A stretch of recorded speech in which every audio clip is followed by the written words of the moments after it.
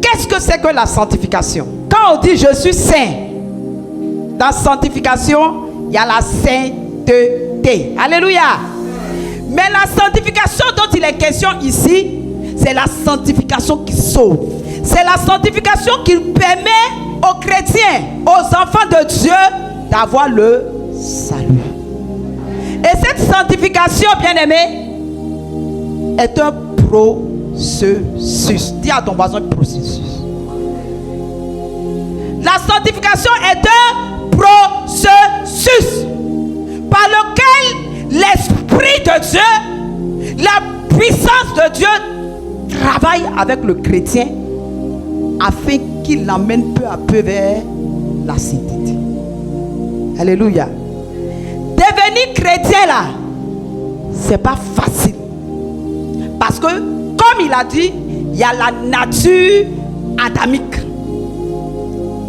Mais, pour être saint, il faut bien avoir un esprit qui a les caractéristiques de la sainteté. D'où le Saint-Esprit. Acclamez le Seigneur. On ne peut pas être saint sans l'Esprit de Dieu. Et ce processus doit t'amener. Dieu utilise le Saint-Esprit pour t'amener à ressembler au Seigneur Jésus. Acclamez le Seigneur. Notre modèle à nous, chrétiens, c'est être de petit Christ. Quand Jésus est venu traiter la condition humaine, par la puissance du Saint-Esprit, il est venu montrer aux hommes qu'on n'est pas c'est un coup boum. La nature adamique ne nous permet pas de l'être. Mais c'est un processus. Chaque fois le diable va venir vers toi. Chaque fois les démons vont venir vers toi. Chaque fois tu seras en combat. Mais souviens-toi que celui qui a gagné le combat avec le diable s'appelle le Saint-Esprit. Et tu dois t'armer de l'Esprit de Dieu. C'est un autre degré du spirituel. On l'appelle le high spirit. Un niveau supérieur du spirituel. Ton propre corps ne peut pas t'aider. Ta propre pensée ne peut pas t'aider. Ton âme ne peut pas t'aider. Ton esprit ne peut pas t'aider. C'est l'Esprit du Seigneur Dieu. Quand tu te réveilles des vêtements de Dieu, créateur du ciel et de la terre, quand tu te réveilles de la puissance de Dieu, alors tu vaincras. Alors tu gagneras tous les combats spirituels. Nous, serviteurs de Dieu, servants de Dieu, nous sommes tentés comme vous. Mais le meilleur serviteur de Dieu, c'est celui qui sait qu'il est faible et que ce qu'il utilise est la puissance de Dieu. Le meilleur chrétien, c'est celui qui utilise les âmes de Dieu. Quelle âme utilises-tu en vue d'atteindre la perfection?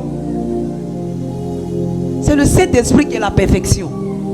Si dans ton adoration il n'y a pas le Saint-Esprit, tu travailles comment? Tu adores comment? Le monde est fait d'esprit. Les hommes attaquent par esprit.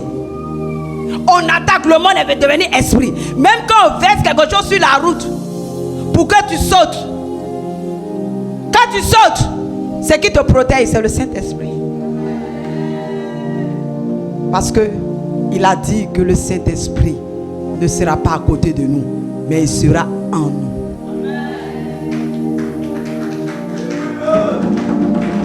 Est-ce que tu acceptais le Saint-Esprit? Si tu acceptais l'Esprit de Dieu, alors tu seras dans la sanctification. Autrement dit, tout ce qu'on te dit, tu ne pourras pas parce que tu es un humain. Moi-même, je ne pourrai pas parce que je suis humaine, fait de chair humaine. Mais la puissance de Dieu. Dis à ton voisin la puissance de Dieu. Le pouvoir de Dieu. C'est ça, la sanctification. Autrement dit, sans le Saint-Esprit, nul ne pourra voir Dieu. Frère, est-ce que tu peux me prendre le livre de Thessaloniciens?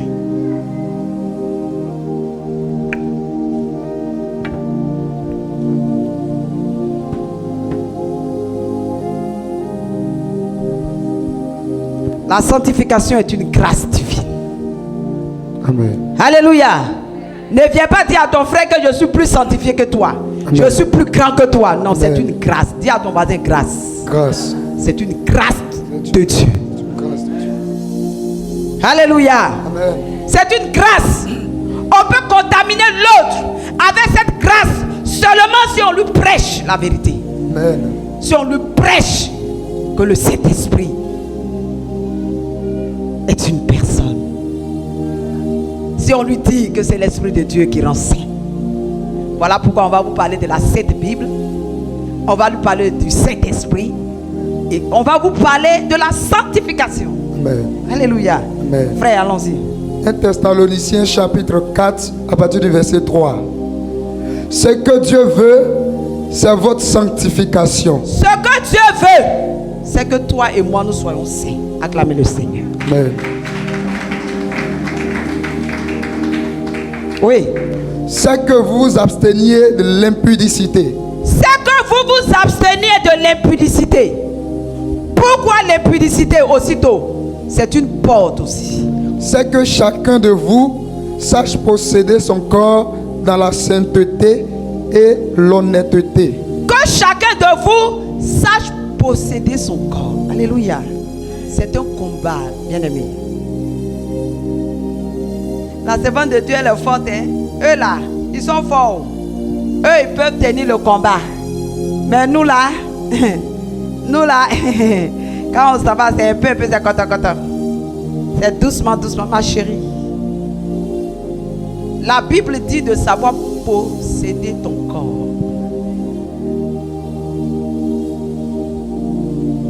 De pouvoir dominer ton corps. Amen. De pouvoir.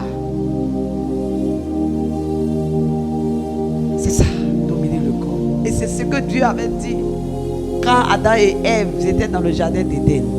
Il dit, je vous donne, posséder tout, dominer tout. Tu dois pouvoir, par le Saint-Esprit, dominer, posséder, commander ton corps. Alléluia. Tu es là comme ça, parce que tout le monde danse pour venir comme ça. Toi aussi tu danses pour aller là-bas. Il faut te maîtriser. Amen.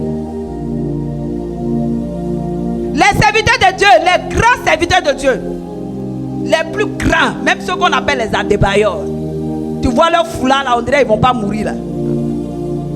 Si ce n'est pas le Saint-Esprit, il tombe. S'il ne sait pas posséder son corps par la puissance de Dieu, il ne sait pas diriger son corps comme le serviteur de Dieu a dit, il y a les yeux.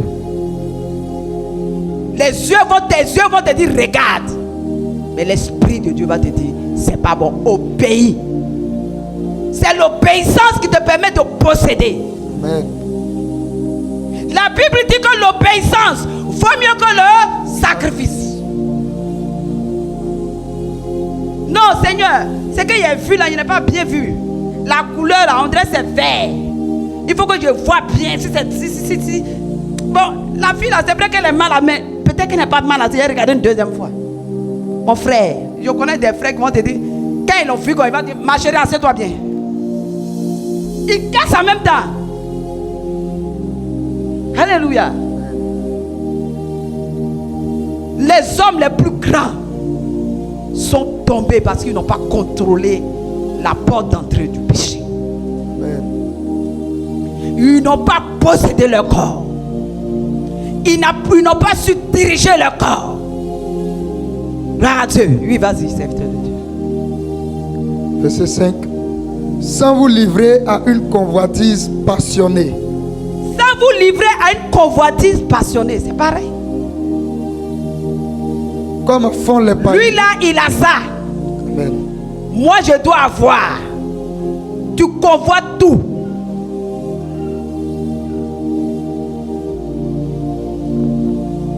Aujourd'hui, la mère, si tu as vu la servante de Dieu, elle a porté une... On ne sait même pas si elle a même vraiment... Bon, écoutez là. Si tu n'aimes pas ce qu'elle a aujourd'hui, c'est-à-dire que tu ne te contrôles pas. Vous savez, nous tous, on a les mauvaises pensées. Hein? Tu peux être là, puis une mauvaise pensée, mais tu la chasses. Amen. Il y a des circonstances dans lesquelles Dieu te demande de fuir. Tu vois un homme costaud comme tu les aimes. Tu es marié. Voiture comme tu aimes. Tout. Le monsieur même là, tu as arrêté quand tu attends woro woro. Il vient vers toi, madame, vous allez où? Moi, ça m'est arrivé une fois. Il a pris mes chaussures et mis sur ma tête et il fuit. Tu fuis. La Bible dit fuyez. Fuyez le péché.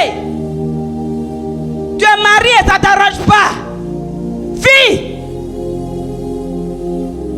Je me souviens de quelqu'un qui est venu me voir une fois. Servant de Dieu, moi, je commets l'adultère. Mais vraiment, le monsieur avec lequel je commets l'adultère, vraiment, moi, je n'ai jamais vu un homme formidable comme ça. Vraiment, c'est difficile. Hein? Il faut prier pour moi. Il dit, moi, je ne prie pas pour les trucs comme ça.